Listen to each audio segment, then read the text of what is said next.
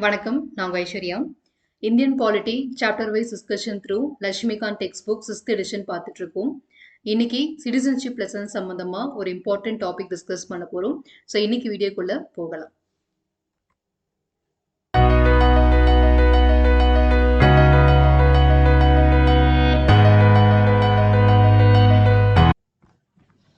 So lesson 86 தான் இன்னைக்கு நம்ம டிஸ்கஸ் பண்ண போறோம். சிட்டிசன்ஷிப் அப்படின்ற டாபிக்ல இது நம்மளுடைய 5th பார்ட், அதாவது 5th டாபிக்கா நம்ம டிஸ்கஸ் பண்ணிட்டு இருக்கோம். சில டாபிக்லாம் பெருசா இருக்கிறதுனால நம்ம வந்து டிவைட் பண்ணி சப்டிவிஷன்ஸ்ல கூட பார்த்துருக்கோம். ஸோ இன்னைக்கு பார்க்க போற டாபிக்கும் அதே மாதிரி தான். சிங்கிள் சிட்டிசன்ஷிப், அதாவது ஒற்றை குடியுரிமை அப்படின்னு சொல்லி தமிழ்ல சொல்லலாம். நம்மளுடைய இந்திய நாட்டில் வந்து நம்ம இந்த குடியுரிமை தான் ஃபாலோ பண்ணிட்டு இருக்கோம்.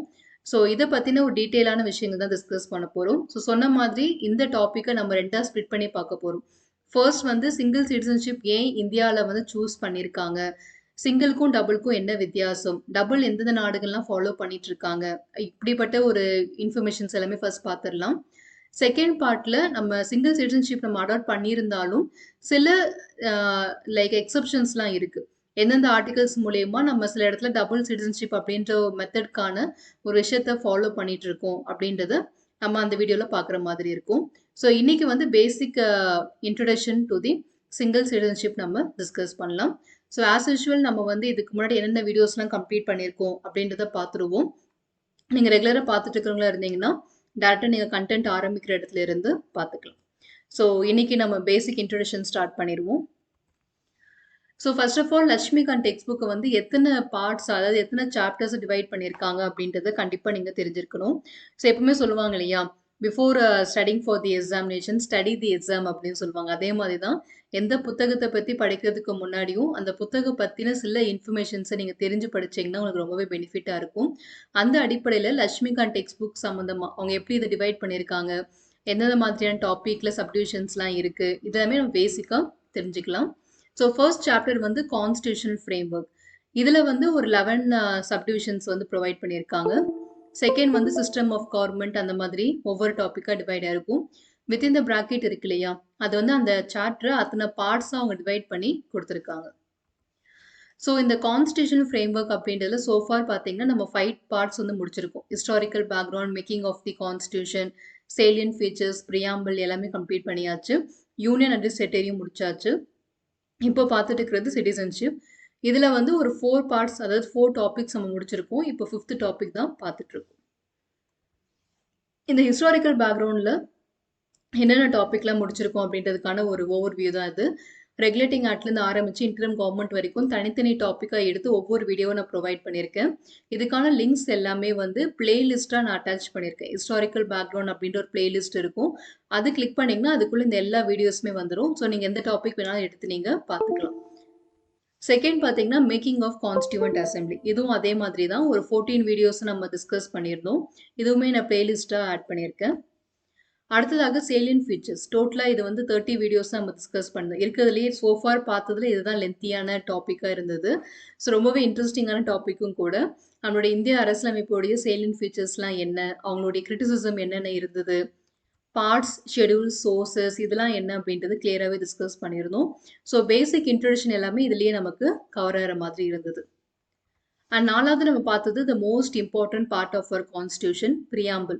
அதான் நம்மளோட இந்திய அரசியலமைப்புடைய இண்டெக்ஸ் பேஜ் அப்படின்னு நம்ம எடுத்துக்கலாம். ஸோ அதை பற்றி நம்ம ஒவ்வொரு கீவேர்டாக எடுத்து தனித்தனியாக நான் டிஸ்கஸ் பண்ணியிருக்கேன். ஸோ தட் எப்போ உங்களுக்கு டவுட் இருந்தாலும் நீங்கள் அந்தந்த டாப்பிக்கை எடுத்து கிளியராகவே நீங்கள் பார்த்துக்கலாம். அண்ட் லாஸ்ட்டாக பார்த்தது யூனியன் அட்மினிஸ்ட்ரேட்டிவ் டெரிட்டரி அப்படின்னு சொல்லிட்டு. ஸோ இதுவுமே வந்து நம்மளுடைய பார்ட் 1, இந்திய அரசியலமைப்பு டோட்டல் 25 பார்ட்ஸ் இருந்துச்சுன்னா இல்லை ஃபர்ஸ்ட் பார்ட் இது தான். ஆர்டிகல் 1, 2, 3, 4 எல்லாமே டிஸ்கஸ் பண்ணோம். அது மட்டும் இல்லாமல் இனிஷியலாக இந்திய நாடு பார்ட்டிஷனுக்கு அப்புறமா இருந்ததுக்கும் இன்னைக்கு ப்ரெசென்ட்டாக இருக்கிறதுக்கும் என்னென்ன சேஞ்சஸ் நடந்திருக்கு, எப்படியெல்லாம் அதை ஸ்ப்ளிட் பண்ணாங்க, எந்தெந்த அமெண்ட்மெண்ட்லாம் அதுக்கு பாஸ் பண்ணாங்க அப்படின்ற அளவுக்கு ரொம்பவே நம்ம டீட்டெயிலாக டிஸ்கஸ் பண்ணியிருக்கோம். ஸோ டிஸ்கிரிப்ஷன் பாக்ஸில் இதுக்கான எல்லா லிங்க்ஸுமே இருக்குது. ஸோ நீங்கள் எந்த வீடியோ வேணாலும் அந்த வீடியோடைய டாபிக் எடுத்து பார்த்தீங்கன்னா அது கீழே உங்களுக்கு எல்லா விதமான லிங்க்ஸுமே கிடச்சிரும். இப்போ நம்ம பார்த்துட்டு இருக்கிறது சிட்டிசன்ஷிப். இதில் வந்து பேசிக் இன்ட்ரொடக்ஷன்லேருந்து ஸ்டார்ட் பண்ணியிருந்தோம். மீனிங் அண்ட் சிக்னிஃபிகன்ஸ் அப்படின்ற டாபிக் பார்த்தோம். கான்ஸ்டியூஷனல் ப்ரொவிஷன் அப்படின்னு ஒன்று பார்த்தோம். And 5 methods of getting citizenship என்னென்னு சொல்லி தனித்தனியாக நான் ஒரு வீடியோவை ப்ரொவைட் பண்ணியிருந்தேன். நம்ம லாஸ்ட்டாக பார்த்தது லாஸ் ஆஃப் சிட்டிசன்ஷிப். ஸோ இப்போ நம்ம பார்க்க போகிறது ஒற்றை குடியுரிமை, சிங்கிள் சிட்டிசன்ஷிப் அப்படின்னா என்னன்றது பார்க்க போகிறோம். ஸோ இது வந்து நம்ம லைக் 2 பார்ட்டை டிவைட் பண்ணி பார்த்துக்கலாம். 5 அண்ட் 5A அப்படின்ற மாதிரி நான் டிவைட் பண்ணி கொடுக்குறேன்.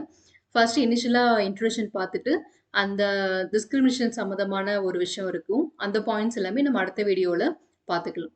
ஸோ ஒன்ஸ் இது முடிச்சிட்டோம் அப்படின்னா ஓவர்சீஸ் OCI தான்.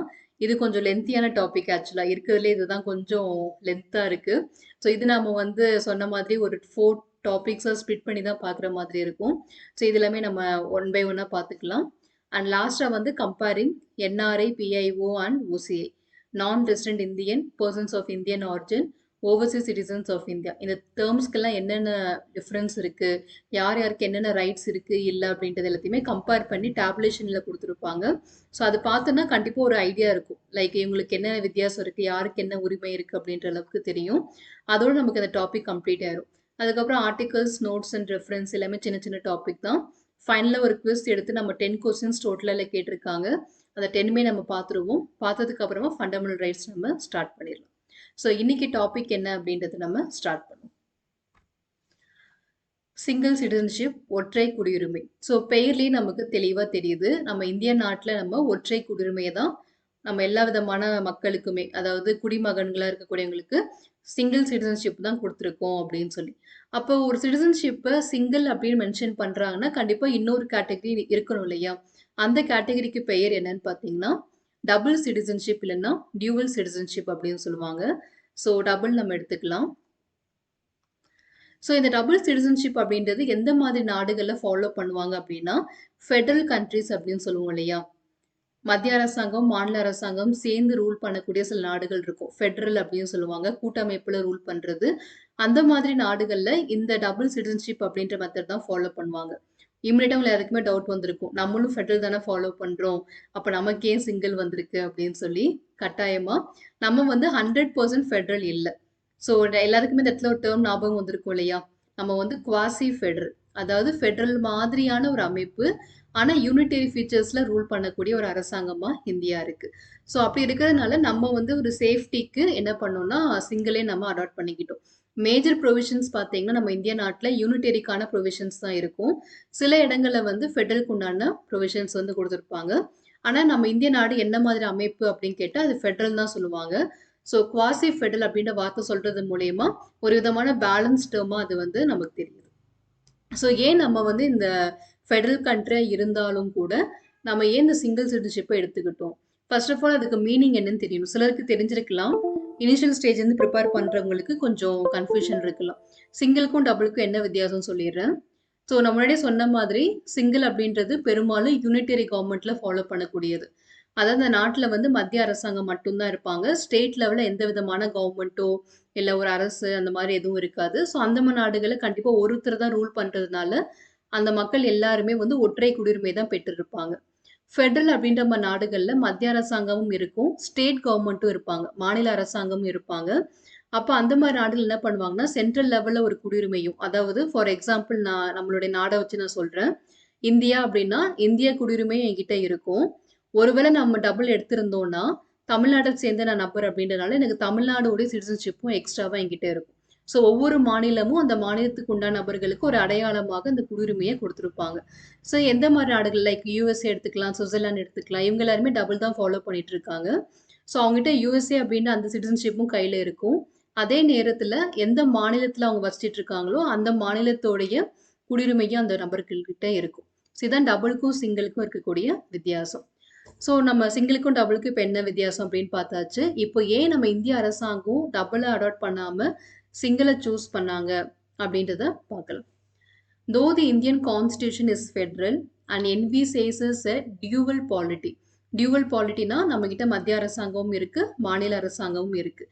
ஸோ நம்ம டியூவல் பாலிட்டியை எடுத்திருந்தாலும் கூட it provides for only a single citizenship, that is Indian citizenship. நம்ம இந்திய நாட்டில் வசிக்கக்கூடிய எல்லா நபர்கள்கிட்டையுமே இருக்கக்கூடிய ஒரே குடியுரிமை இந்தியன் அப்படின்ற அடையாளம் மட்டும்தான். நான் தமிழ்நாட்டை சேர்ந்தவன், நான் கர்நாடகாவை சேர்ந்தவன், நான் மகாராஷ்டிராவை சேர்ந்தவன் அப்படின்னு சொல்லிட்டு எந்த விதமான ஸ்டேட் ஐடென்டிட்டியும் யாருக்கிட்டையுமே இல்லை. இந்திய நாட்டை சேர்ந்த நபர் அப்படின்ற ஒரு அடையாளம் மட்டும்தான் நம்ம கிட்ட இருக்கு. ஸோ இதான் வந்து இன்ட்ரோடக்ஷன்ல கொடுத்துருக்காங்க. இந்திய நாடு ஈவன் தோ ஃபெடரலா இருந்தாலும் கூட நாங்கள் வந்து சிங்கிள் சிட்டிசன்ஷிப் அப்படின்ற மெத்தட் தான் அடாப்ட் பண்ணியிருக்கோம் அப்படின்றத ஃபர்ஸ்ட் நமக்கு எக்ஸ்பிளைன் பண்ணிட்டாங்க. இப்போ ஏன் நம்ம இதை சூஸ் பண்ணோம் அப்படின்ற காரணத்தை பார்க்கலாம். ஸோ ஃபர்ஸ்ட் ரீசன் என்னென்னா லைக் அவங்க சொல்லியிருக்காங்க இந்த citizens in India owe allegiance only to the union. அப்படின்னா என்ன அர்த்தம்னா மத்திய அரசாங்கத்துக்கு மட்டும்தான் அவங்க உண்மையாகவும் நேர்மையாகவும் நம்பகத்தன்மையாகவும் இருப்பாங்க, உண்மை பற்றோட இருப்பாங்க அப்படின்னு சொல்லுவோம் இல்லையா, விசுவாசமாக, இந்த மாதிரியான வார்த்தைகளை இங்கே எடுத்துக்கலாம். நம்ம ஆல்ரெடி பார்த்துருக்கோம் சிட்டிசன்ஸ் கிட்ட மட்டும்தான் நீங்கள் அலிஜியன்ஸ் வந்து எதிர்பார்க்க முடியும், மற்றபடி ஏலியன்ஸ் கிட்ட நீங்கள் எதிர்பார்க்க முடியாதுன்னு பார்த்துருக்கோம். ஸோ அலிஜியன்ஸ்னா என்னென்னா உண்மை பற்றோட இருப்பது, ஒரு விசுவாசமாக இருப்பது, அந்த நாட்டை நேசிப்பது, இந்த மாதிரியான விஷயங்கள் எல்லாமே நீங்கள் சிட்டிசன்ஸ் கிட்ட மட்டும்தான் எதிர்பார்க்க முடியும். The citizens in India owe allegiance only to the union.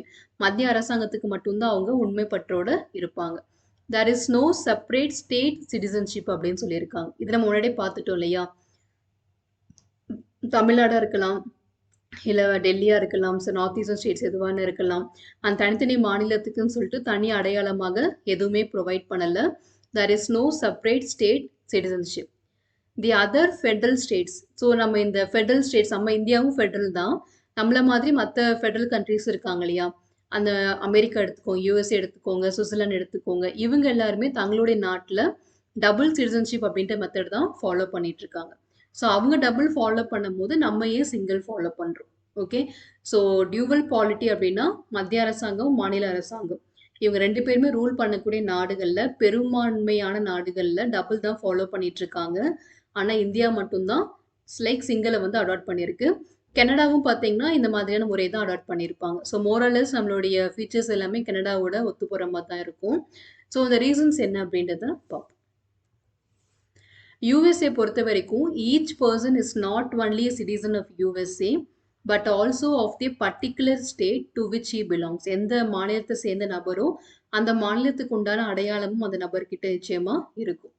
Thus, he owes allegiance to both and enjoys dual set of rights. So, allegiance to both na என்ன அர்த்தம்னா லைக் அந்த யூனியன் இருக்கு இல்லையா, யூஎஸ்ஏ, அந்த கண்ட்ரிக்கும் அவங்க உண்மையாக இருப்பாங்க, அதே நேரத்தில் எந்த மாநிலத்தை சேர்ந்த நபராக இருக்காங்களோ அந்த மாநிலத்துக்கும் அவங்க உண்மையாக இருப்பாங்க. அண்ட் அதே மாதிரி டியூவல் செட் ஆஃப் ரைட்ஸ், உரிமைகள் அப்படின்னு பார்க்கும்போது அந்த நாடும் அவங்களுக்கு சில உரிமைகளை கொடுத்துருக்கும், அந்த மாநிலமும் அவங்ககிட்ட சில உரிமைகளை கொடுத்துருக்கும். ஸோ டியூவல் செட் ஆஃப் ரைட்ஸும் அவங்க என்ஜாய் பண்ணுவாங்க. One set conferred by the union national government and another by the state government. So எந்தெந்த நாடுகள்லாம் டபுள் ஃபாலோ பண்ணிட்டு இருக்காங்களோ அவங்க எல்லாருக்குமே இரண்டு விதமான உரிமைகள் கிடைக்கும். ஒன்று நேஷனல் கவர்மெண்ட், அந்த நாடு கொடுக்கக்கூடிய உரிமை, இன்னொன்று அந்த மாநிலம் கொடுக்கக்கூடிய உரிமை. டூவல் செட் ஆஃப் ரைட்ஸ் அவங்க என்ஜாய் பண்ணுவாங்க. யூஎஸ்ஏவாக இருக்கட்டும், இல்லை சுவிட்சர்லாண்டாக இருக்கட்டும், அவங்க எல்லாருமே அங்கே இருக்கக்கூடிய நபர்கள் எல்லாருக்கிட்டையுமே டபுள் சிட்டிசன்ஷிப் அப்படின்ற மெத்தட் தான் ஃபாலோ பண்ணிட்டு இருக்காங்க. ஸோ திஸ் சிஸ்டம், இந்த மாதிரி டபுள் சிட்டிசன்ஷிப்பை நம்ம ஃபாலோ பண்ணுறோம் இல்லையா, இது மூலிமா என்ன பிரச்சனை வரும் அப்படின்றத சொல்லியிருக்காங்க. This system creates the problem of discrimination, அதாவது பாகுபாடு அப்படின்றத உருவாக்கும், பார்ஷியாலிட்டி அப்படின்னு சொல்லுவோம் இல்லையா, அதை உருவாக்குறதுக்கு நிறைய வாய்ப்புகள் இருக்குது. That is a state may discriminate in favour of is citizens in matters like, எதுலெல்லாம் இந்த பார்ஷியாலிட்டி வர்றதுக்கு வாய்ப்புகள் இருக்குது. ஓகே, பார்ஷியாலிட்டி கண்டிப்பாக வரும், எங்கெல்லாம் டபுள் ஃபாலோ பண்ணிட்டு இருக்காங்களோ அங்கே எல்லா இடத்துலையுமே பார்ஷியாலிட்டி வர்றதுக்கு வாய்ப்பு இருக்குது. ஸோ எந்த மாதிரியான பார்ஷியாலிட்டி வரும் அப்படின்னா, ஓட்டு அளிக்கக்கூடிய இடத்துல பார்ஷியாலிட்டி வரும். ரைட் டு ஓட் அப்படின்றதுல சில இடத்துல சிலருக்கு கொடுக்கணும், சிலருக்கு கொடுக்கக்கூடாது அப்படின்ற மாதிரி வரும். இன்னொன்று வந்து பப்ளிக் ஆஃபீஸ், ஏன் மாநிலத்தில் இருக்கக்கூடிய அரசு பதவி அப்படின்றது ஏன் மாநிலத்தை சேர்ந்த நபருக்கு மட்டும்தான் நான் கொடுப்பேன், இன்னொரு மாநிலத்தை சேர்ந்தவருக்கு நான் கொடுக்க மாட்டேன் அப்படின்ற மாதிரியான பிரச்சனை வர்றதுக்கு வாய்ப்பு இருக்குது. இன்னொன்று ரைட் டு ப்ராக்டிஸ் ப்ரொஃபஷன்ஸ், எந்த விதமான ஒரு வேலைகளாக இருக்கலாம், பப்ளிக் ஆஃபீஸ் மட்டும் இல்லாமல் மற்ற விஷயங்களாக இருக்கும் இல்லையா, அந்த தொழில் கூட பார்த்தீங்கன்னா முக்கியத்துவம் அண்ட் முன்னுரிமை யார் கொடுக்கப்படும்னா அந்த மாநிலத்தை சேர்ந்த நபருக்கு தான் கொடுக்கப்படும். அப்போ மற்றவங்களால வந்து அந்த மாநிலத்துக்குள்ளே என்டர் ஆக முடியாது. ஸோ இதுவே வந்து ஒரு விதமான பாகுபாடை உருவாக்குறதுக்கு சான்ஸ் இருக்குது. This problem is avoided in the system of single citizenship. சாதாரண நாடுகளே இவ்வளோ பிரச்சனை வருதுன்னா இந்தியா வந்து பன்முகத்தன்மை வாய்ந்த நாடு அப்படின்னு சொல்லுவாங்க. மொழியில இருந்து, கலாச்சாரத்துல இருந்து, அவங்களுடைய பழக்க வழக்கங்கள்ல இருந்து எல்லாத்துலேயுமே நம்ம வந்து வேறுபட்டிருக்கோம். நம்ம எல்லாரையுமே ஒற்றுமையா ஃபீல் பண்ண வைக்கிற ஒரே விஷயம் என்ன அப்படின்னா, நம்ம எல்லாருமே இந்தியன் அப்படின்ற அந்த ஒற்றை வார்த்தை மட்டும்தான் நம்மள ஒன்று சேர்க்குது. அதுவே நம்ம வந்து இல்லாம ஆக்கி லைக் ஆந்திராவை சேர்ந்தவன், தமிழ்நாட்டை சேர்ந்தவன் அப்படின்னு சொல்லிட்டு ஒவ்வொரு ஸ்டேட் ஐடென்டி கொடுத்துட்டோம் அப்படின்னா நம்ம கண்டிப்பா வந்து எப்பவுமே பிரிஞ்சு தான் இருப்போம். நமக்குள்ள அந்த யூனிட்டியே வராது. யூனிட்டி இன் டைவர்சிட்டி அப்படின்னு சொல்லக்கூடிய அந்த ஸ்டேட்மெண்ட்டுக்கு மீனிங்கே இல்லாம போயிரும். ஸோ அதனால தான் நம்ம நாட்ல என்ன டிசைட் பண்ணாங்கன்னா, நம்ம டபுள் குடுக்க வேண்டாம். ஆல்ரெடி நம்ம எல்லாத்துலயும் பிரிஞ்சு தான் இருக்கோம். நம்ம எல்லாத்தையுமே பைண்ட் பண்ணக்கூடிய ஒரு டெர்ம் வேணும். அந்த ஒரு ஃபீலிங் தான் இந்தியன் அப்படின்றது. அதனால நம்ம சிங்கிளே அடாப்ட் பண்ணிக்கலாம் அப்படின்னு சொல்லி முடிவு பண்ணியிருக்காங்க. So this problem is avoided in the system of single citizenship. So நம்ம சிங்கிள் ஒரு வார்த்தையில் சொல்லிட்டு போயிடலாம். நம்ம இந்திய நாட்டில் வந்து ஒற்றை குடியுரிமையை ஃபாலோ பண்ணுறாங்க. ஒற்றை குடியுரிமை அப்படின்னா இந்தியன் மட்டும்தான் அப்படின்னு சொல்லிட்டு போயிடலாம். But we have to think like எதனால நமக்கு இது கொடுத்துருக்காங்க. நம்ம டபுள் எடுத்திருந்தோம்னா என்ன மாதிரியான பிரச்சனைகள் வந்திருக்கும். சிங்கிள் சூஸ் பண்ணனால நம்ம எதுலலாம் நம்ம எஸ்கேப் ஆயிருக்கோம். அப்படின்ற மாதிரியான இந்த டிஃபரன்ஸ் தெரிஞ்சா மட்டும்தான் உங்களால ஒரு எஸ்ஏ ரைட்டிங்ல வந்து இத வந்து கொடுக்க முடியும். இல்ல சம்வேர்ட் ஏதாச்சும் ஒரு இன்டர்வியூல கொஸ்டின்ஸ் கேட்டா கூட ப்ராப்பர் மீனிங் உங்களுக்கு என்னன்றத குடுக்க முடியும். ஸோ எந்த டெர்ம் படிக்கிறதுனாலும் ஏன் அடாப்ட் பண்ணாங்க? இன்னொரு முறை இருக்கு. பெரும்பான்மையான ஃபெடரல் கண்ட்ரீஸ்ல டபுள் தான் சூஸ் பண்றாங்க. அப்ப நம்ம ஏன் சிங்கிள் சூஸ் பண்ணோம் அப்படின்றதுக்கான எக்ஸாக்ட் மீனிங் என்ன அப்படின்றது தெரிஞ்சு படிங்க. ஸோ நம்ம ஆல்மோஸ்ட் எல்லா விதமான ரீசன்ஸுமே பார்த்துட்டோம். ஸோ லாஸ்ட்டாக பாருங்க. In India all citizens irrespective of the state in which they are born. நம்ம எந்த மாநிலத்தில் வேணால் பிறந்திருக்கலாம். ஓகே, எங்கே வேணாலும் வாழலாம். ஓகேவா, நம்ம சில பேர்லாம் பார்த்தீங்கன்னா லைக் அவங்க லைக் கேரளாவில் பிறந்திருப்பாங்க. ஆனால் வாழ்றது பார்த்தீங்கன்னா டெல்லியில் இருக்கும்.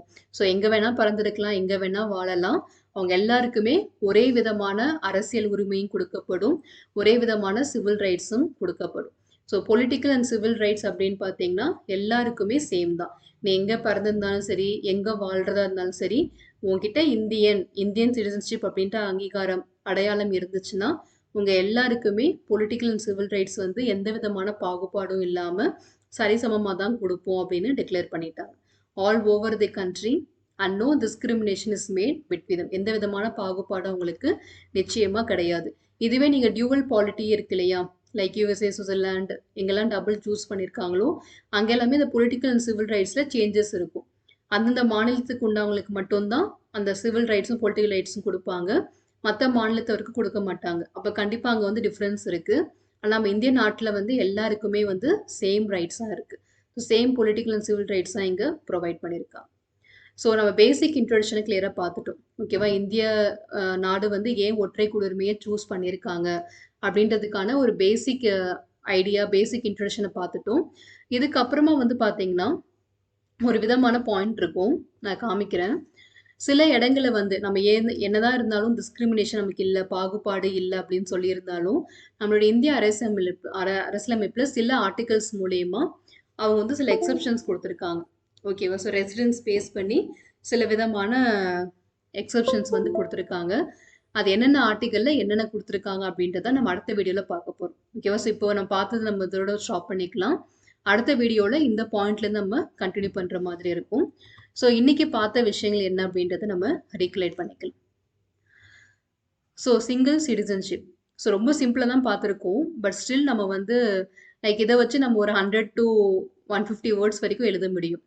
எனக்கு கான்செப்டை கரெக்டாக புரிஞ்சிருந்தீங்க அப்படின்னா நிச்சயமாக எழுத முடியும். ஸோ ஃபர்ஸ்ட் நமக்கு என்ன பாயிண்ட் அப்படின்னா, India is a federal country. So நம்ம வந்து பேசிக்காக எப்படி ஆரம்பிக்கலாம். சிட்டிசன்ஷிப் அப்படிங்க எடுத்துக்கிட்டிங்கன்னா அதில் 2 விதமான டைப் இருக்குது. ஒன்று சிங்கிள், இன்னொன்று டபுள். ஸோ சிங்கிள்னா என்ன அர்த்தம் அப்படின்னா சென்ட்ரல் கவர்மெண்ட் மட்டும் இருக்கும். அப்படி இல்லைன்னா யூனிட்டரி ஃபார்ம் ஆஃப் கவர்மெண்ட் எடுத்துக்கலாம்.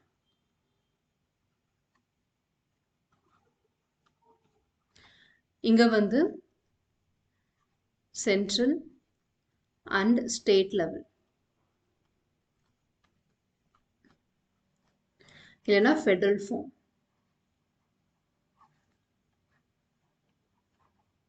ஓகேவா, ஸோ இதுக்கு வந்து பெஸ்ட் எக்ஸாம்பிள் சிங்கிளுக்கு யாரும் பார்த்தீங்கன்னா India.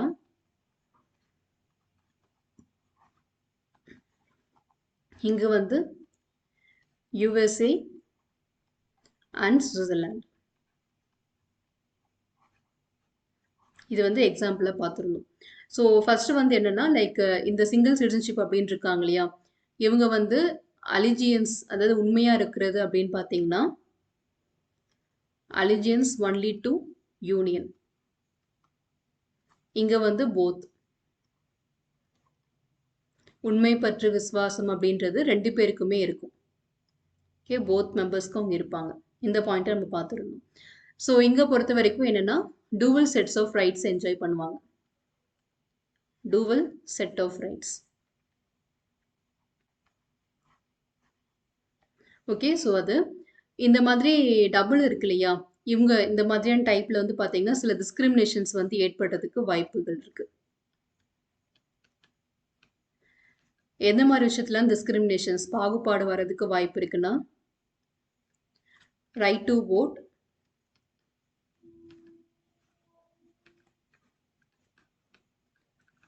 right to hold public office,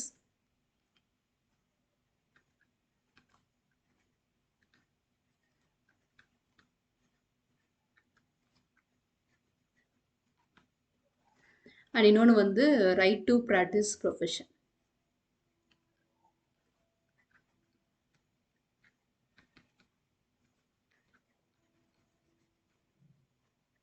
okay, இந்த டிஸ்கிரிமினேஷன்ஸை நம்ம சிங்கிள வந்து these are avoided in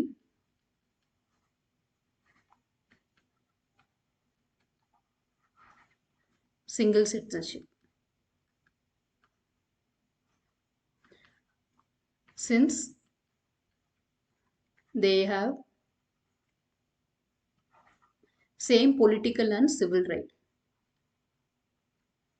Same political and civil right to all its citizens. அவங்களுடைய எல்லா குடிமகன்களுக்கும் அவங்க இந்த உரிமையை சரிசமமாக தான் கொடுக்குறாங்க. அதனால இந்த பாகுபாடை நம்ம வந்து சிங்கிள் சிட்டிசன்ஷிப் மெத்தடில் அவாய்ட் பண்ண முடியும். அதனால தான் இந்தியா வந்து சிங்கிளை சூஸ் பண்ணியிருக்கு. ஸோ இதான் நம்ம இன்னைக்கு பார்த்த பேசிக்கான விஷயங்கள். ஸோ அடுத்த வீடியோவில் அந்த எக்ஸப்ஷன்ஸ் லிஸ்ட்லாம் என்னென்ன இருக்குது அப்படின்ற அந்த பாயிண்ட்ஸ் எல்லாத்தையுமே நம்ம பார்த்துடலாம். ஸோ இந்த வீடியோ சம்மந்தமாக ஏதாவது சந்தேகம் இருந்துச்சுன்னா கமெண்ட்டில் தெரிவிங்க, நிச்சயமாக நான் கிளாரிஃபை பண்ணுறேன். உங்களுடைய லட்சியங்கள் வெற்றியடைய வாழ்த்துக்கள். படிப்போம், பகிர்வோம், வெற்றியடைவோம். Let's crack it. நன்றி.